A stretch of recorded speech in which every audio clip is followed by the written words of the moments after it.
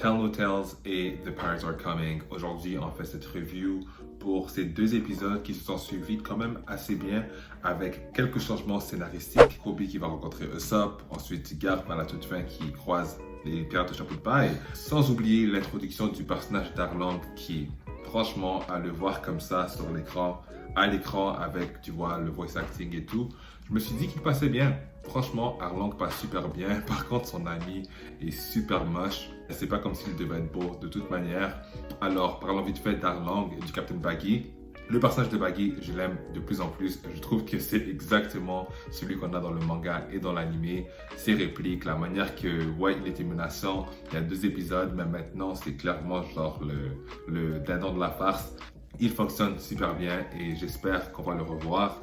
Passons maintenant avec l'introduction du personnage de Usopp, joué par Jacob Gibson, qui, à mon avis, incarne le personnage à la perfection. Je veux dire, il n'est pas aussi théâtral que le Usopp qu'on a dans l'anime.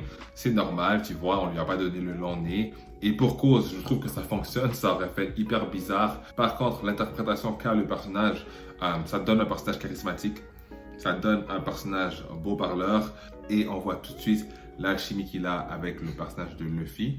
D'ailleurs, juste les chapeaux de paille en général, il y a une grande alchimie et ça paraît dans leurs entrevues. Donc, je suis content que cette dynamique de groupe a pu être transmise à l'écran. Notamment, on voit cette tension entre Zoro et Nami qui est hyper bien jouée et qui, à mon avis, va juste s'amplifier au fur et à mesure, dépendamment de comment est-ce qu'ils vont faire lorsqu'on arrivera à Arlong Park. Donc, pour ce qui est des changements, bien sûr, on a couvert l'arc de Usopp en 2 épisodes et c'était quand même sous un format condensé, donc on n'a pas eu le droit à l'hypnotiseur. Et les jumeaux Bushi, Buffy et Sham, ils ont eu une importance beaucoup plus grande dans le scénario. J'ai trouvé que la comédie entre Buffy ou Bushi, puis la sœur Sham, c'était vraiment réussi.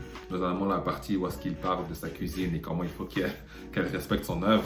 Après, ça m'a fait penser à Sanji, donc j'ai vraiment hâte de le voir lui. Parlons maintenant de Kuro, le capitaine Claador, qui en vrai nous a donné du vraiment bon acting. Et je trouve qu'au niveau de l'esthétique, il était parfait. C'est vraiment un personnage qui est venu du papier au dessin animé, au live action, très correctement. Une petite chose avec lui, c'est que sa super vitesse, ça m'a pris par surprise. Évidemment, les humains dans One Piece sont hyper balèzes, mais je ne m'attendais pas à ça. Donc, s'ils veulent la jouer comme ça, là, on marche peut-être sur des œufs. Donc, je sais pas, la super vitesse de Kuro, pour ceux qui ne connaissent pas, vont peut-être penser que c'était un fruit du démon. Mais moi, j'ai trouvé ça un peu chelou. Après, je me suis habitué. Mais voilà, je trouve que l'acteur en tant que tel a vraiment bien joué son rôle. À part ça, je vais être honnête, les parties concentrées sur Claador, j'ai trouvé ça quand même un peu lent, comme dans l'anime d'ailleurs. Ça, c'était juste moi. Par contre, ce que j'ai vraiment aimé, c'est que encore une fois, avec ces 2 épisodes, on voit l'amour que porte l'équipe justement au projet, notamment le mérite que moi je trouve génial. Je pense qu'ils ont fait un super travail à adapter ce bateau.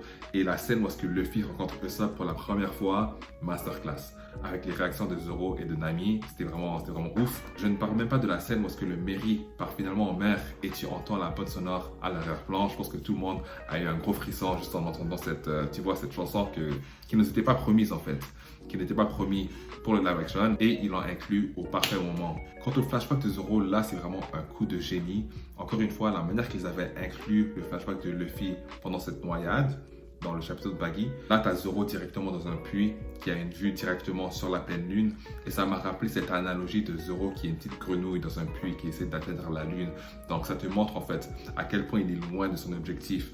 Mais d'avoir inclus ses efforts à remonter à la surface pour accomplir sa promesse, tout en voyant le petit Zoro qui, en passant, génial l'acteur. Mais en regardant ce petit gars-là se faire rétablir par Kuina, au même moment où est-ce que Zoro, dans le présent justement, n'arrêtait pas de tomber, je trouve que la mise en scène était vraiment, juste en général, c'était vraiment une bonne idée.